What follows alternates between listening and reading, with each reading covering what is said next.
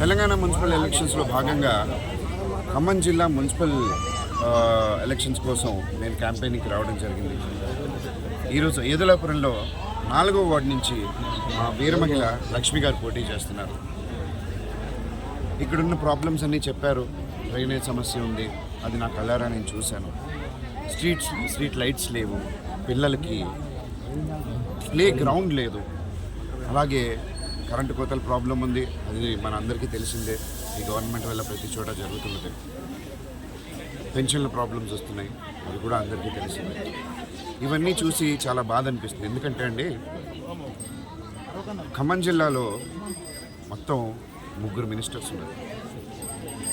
మనకి ఒక ward councillor చేయాల్సిన పని కూడా 3 మినిస్టర్స్ ఉన్నా కూడా జరగట్లేదంటే ఏ విధంగా ప్రభుత్వం పనిచేస్తుంది అనేది మనకి స్పష్టంగా కనబడుతుంది. మనకి తెలంగాణ వచ్చి దగ్గర 11 సంవత్సరాలు 8 నెలలు దాటింది. కానీ ఎక్కడికక్కడ మున్సిపాలిటీలు ఇలాగే ఉండడం, కొంత కూడా మార్పు రాకపోవడం అనేది చాలా దయాహృదయం, అంటే చాలా బాధగా ఉందండి చూడడానికి. అందుకే మేము రావడానికి ముఖ్య కారణం కూడా అదే. జనసేన ఇప్పుడు పోటీ చేయడానికి కూడా ముఖ్య కారణం కూడా అదే. నాయకులు ఒక పార్టీ ఏమో వాళ్ళ ఫ్యామిలీ ఇష్యూస్తో వాళ్ళు బిజీగా ఉన్నారు, ఇంకో పార్టీ ఏమో వాళ్ళ నాయకులే అనుకోవడంలో, తిట్టుకోవడంలో, ఒకళ్ళ మీద ఒకళ్ళు స్కీమింగ్ చేసుకోవడంలో బిజీగా ఉన్నారు. మరి ప్రజలు పట్టించుకునేది.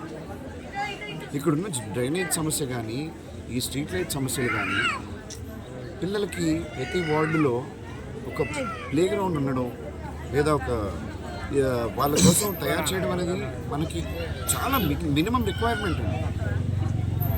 అవి కూడా ఒక గంటలో చేసే పనులు, అంటే గంటలో ఆలోచించి 1 రోజు 2 రోజుల్లో చేసే పనులు.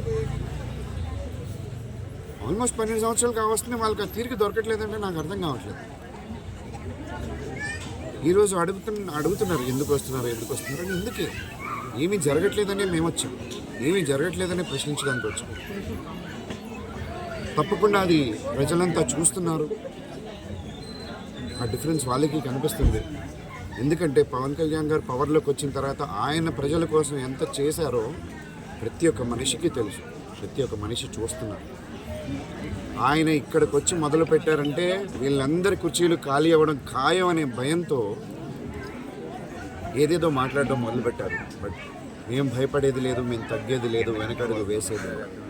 మేము ముందుకే పోతాం, ప్రజా శ్రేయస్సు కోసమే ముందుకు అడిగేస్తాం.